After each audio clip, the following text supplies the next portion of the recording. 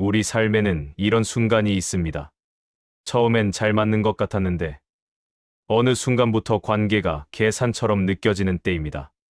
도움이 오갈 때는 가까웠는데 필요가 사라지자 연락도, 온기도 함께 옅어졌다는 사실을 뒤늦게 알아차리는 순간입니다. 우리는 관계를 시작할 때 그렇게까지 계산하지 않았다고 말합니다. 서로에게 도움이 되었고 서로에게 필요했을 뿐이라고요. 하지만 시간이 지나고 나면 그 관계의 무게가 마음이 아니라 이익 위에 놓여 있었다는 걸 조용히 깨닫게 됩니다. 정약용은 사람 사이의 지속성을 이익에서 찾지 않았습니다. 그는 이익으로 엮인 관계는 편리할 수는 있어도 오래 갈 수는 없다고 보았습니다. 이익은 사라질 수 있고 사라지는 순간 관계도 함께 흔들리기 때문입니다. 이익으로 맺은 관계는 언제나 조건을 품고 있습니다. 지금은 괜찮지만 상황이 달라지면 언제든 방향을 바꿀 수 있다는 보이지 않는 전제 말입니다. 그 전제가 깔린 관계에서는 마음이 깊어지기 어렵습니다. 인생의 전반부에는 이익의 관계가 필요했습니다. 서로의 자리를 넓히고 세상에 뿌리 내리기 위해 그런 연결이 도움이 되기도 했습니다. 하지만 인생의 후반으로 갈수록 우리는 알게 됩니다. 이제는 이익보다 마음이 남는 관계가 훨씬 중요해진다는 사실을요. 이제부터는 왜 이익으로 맺은 관계가 결국 이익으로 끝날 수밖에 없는지, 그리고 정약용은 어떤 기준으로 사람을 곁에 두었는지에 대해 천천히 이야기해 보려 합니다. 이익으로 시작된 관계는 대개 빠르게 가까워집니다. 서로에게 필요한 것이 분명하고 주고받는 것이 명확하기 때문입니다. 말은 짧아도 통하는 것 같고 만남은 효율적이며 관계는 매끄럽게 굴러갑니다. 하지만 그 매끄러움은 마음이 아니라 조건에서 나옵니다. 도움이 오갈 때는 웃음이 있고 상황이 맞을 때는 신뢰처럼 보이지만 그 중심에는 언제나 지금도 이익이 되는가라는 질문이 조용히 자리 잡고 있습니다. 정약용은 이 지점을 매우 분명하게 보았습니다. 그는 이익이 관계의 이유가 되는 순간 그 관계는 이미 불안정한 토대 위에 서 있다고 보았습니다. 이익은 상황에 따라 달라지고 상황이 바뀌면 사람의 태도도 함께 바뀌기 때문입니다. 이익으로 시작된 관계는 서로를 이해하기보다 서로를 계산하게 만듭니다. 지금 이 만남이 얼마나 남는지, 얼마나 효율적인지, 얼마나 도움이 되는지를 무의식적으로 따지게 됩니다. 그 계산이 쌓일수록 관계는 점점 가벼워지고 마음은 깊어지지 않습니다. 이익으로 맺은 관계는 겉으로는 분명하고 효율적입니다. 무엇을 주고받는지 명확하고 서로의 필요가 맞을 때는 말이 길어질 이유도 없습니다. 그래서 처음에는 편안한 관계처럼 느껴지기도 합니다. 하지만 그 편안함의 바탕에는 늘 조건이 놓여 있습니다. 지금은 도움이 되기 때문에 함께하고 상황이 달라지면 자연스럽게 거리를 둘 수 있다는 전제입니다. 그 전제는 말로 드러나지 않지만 관계의 모든 선택에 조용히 영향을 미칩니다. 정약용은 이익으로 이어진 관계가 쉽게 흔들리는 이유를 바로 이 조건성에서 보았습니다. 조건이 붙은 관계는 어려움 앞에서 함께 버틸 이유를 찾기 어렵습니다. 이익이 줄어들거나 사라지는 순간 관계를 지탱하던 명분도 함께 약해지기 때문입니다. 이익의 관계에서는 상대의 사정을 마음으로 받아들이기보다 판단하게 됩니다. 지금도 도움이 되는가? 앞으로도 유용한가를 무의식적으로 따지게 됩니다.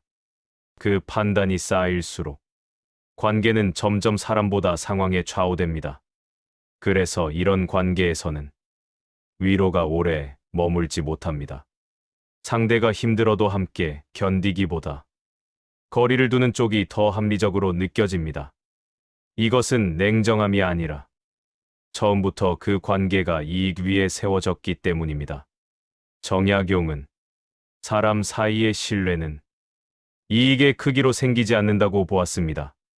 신뢰는 상황이 불리해져도 태도가 달라지지 않을 때 비로소 쌓입니다. 조건이 없는 마음만이 관계를 오래 붙들 수 있다는 뜻입니다. 이익으로 맺은 관계가 이익으로 끝나는 것은 배신이 아니라 자연스러운 귀결입니다.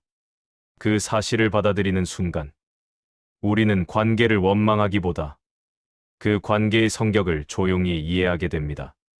그리고 그 이해가 마음을 덜 소모하게 만듭니다. 시간이 흐를수록 우리는 관계의 본질을 조금씩 구분하게 됩니다. 함께 있을 때는 가까웠지만 상황이 달라지자 자연스럽게 멀어진 관계. 그리고 특별한 이유가 없어도 계속 곁에 남아있는 사람들.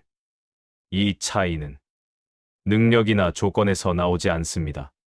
관계를 맺은 출발점에서 이미 갈립니다. 이익으로 시작된 관계는 평온할 때는 문제없이 이어집니다. 그러나 위기가 오면 가장 먼저 흔들립니다.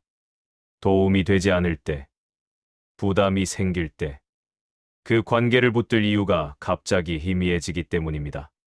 그때 우리는 관계의 온기가 마음이 아니라 상황에 있었음을 뒤늦게 깨닫습니다. 정약용은 사람을 곁에 둘 때 쓸모보다 태도를 보았습니다. 그는 상황이 바뀌어도 말투가 달라지지 않는 사람, 이익이 없어도 태도가 무너지지 않는 사람을 귀하게 여겼습니다. 관계는 함께 잘 될 때보다 함께 어려울 때 그 진짜 무게가 드러난다고 보았기 때문입니다. 마음으로 맺은 관계는 조건을 요구하지 않습니다. 주고받을 것이 없어도 연락이 이어지고 말이 없어도 불편하지 않습니다. 그 관계에는 증명해야 할 이유가 없고 유지해야 할 계산도 없습니다. 그래서 오래갑니다. 인생의 후반으로 갈수록 이런 관계의 가치는 더 분명해집니다. 이익은 줄어들 수 있지만 마음은 오히려 더 선명해지기 때문입니다. 그래서 우리는 관계를 넓히기보다 이미 남아있는 관계를 더 단정히 바라보게 됩니다. 결국 시간을 견디는 관계는 이익으로 맺어진 것이 아니라 마음으로 이어진 관계입니다.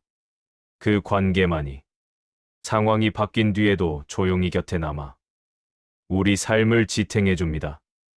이익으로 맺은 관계가 이익으로 끝나는 것은 실망할 일이 아닙니다. 그 관계가 그 역할을 다했기 때문입니다. 다만 인생의 후반에는 그 사실을 조금 더 일찍 알아차리는 지혜가 필요해집니다. 정약용의 지혜는 사람을 가려내라는 말이 아닙니다. 관계를 원망하지 말고 처음부터 무엇으로 맺어진 관계였는지를 정직하게 바라보라는 뜻입니다. 이익으로 시작했다면 그 끝도 담담히 받아들이는 것. 그것이 마음을 소모하지 않는 태도입니다. 이익이 사라진 뒤에도 남아있는 사람이 있다면 그 관계는 이미 충분히 귀합니다. 그 사람은 조건이 아니라 마음으로 곁에 있었기 때문입니다. 그래서 결국 인생의 후반에는 이익으로 이어진 관계보다 이익이 사라져도 남는 관계를 더 소중히 여기게 됩니다. 그 관계만이 시간을 견디고 삶을 조용히 지탱해주기 때문입니다. 이익으로 맺은 관계는 이익으로 끝납니다.